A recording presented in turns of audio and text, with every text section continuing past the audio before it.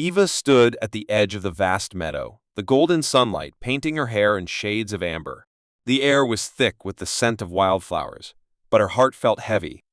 Today was the day she had dreaded for months, the day she had to prove herself, to step into a world that never seemed to welcome her. Her father, Samuel, watched her from a distance, his rugged features softened by an unspoken concern. "You can do this," he had told her the night before, his voice steady but not entirely convincing. Eva had nodded, but doubt clung to her like a shadow. She had always been different from the others in her village. While the children played and laughed, she found solace in the silent company of books and the whisper of the wind through the trees. She spoke little, not because she had nothing to say, but because the words felt trapped inside her, locked away by fear and uncertainty. But today was different. Today, she was expected to stand before the elders and tell them why she was worthy of a place among them. She had watched others before her, their voices ringing with confidence, their words painting vivid images of strength and ambition. She, however, had no such words. Only feelings deep, raw, and unshaped. The moment arrived too soon. The gathering formed in the center of the village, a circle of expectant faces. The elder, a woman with silver-streaked hair and piercing eyes, gestured for Eva to step forward. She swallowed hard, her hands clenched at her sides. Silence stretched between them, thick and suffocating. She opened her mouth, but no sound came out. Panic surged through her veins. She could feel their eyes on her, their patience waning. Then, from the crowd, a single voice broke the silence. "Eva doesn't speak like us, but she listens. She sees things we don't.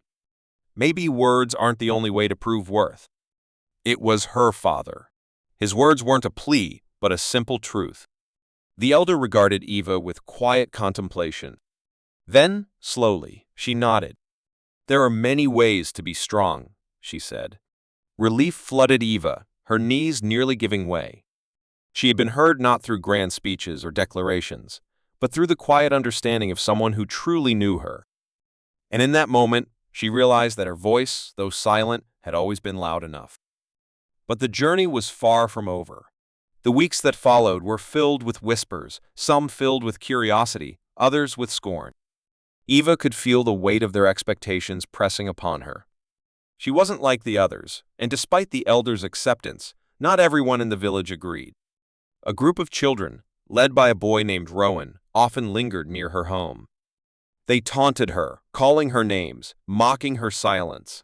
Rowan, the son of one of the village's most respected hunters, took particular delight in making her life difficult. "What good is someone who doesn't speak?" he sneered one afternoon, blocking her path as she returned from gathering herbs. "Are you even one of us, Eva?" She lowered her gaze, willing herself to disappear, to become as invisible as the wind she so often sought comfort in. But before she could step away, another voice cut through the air. "Leave her alone."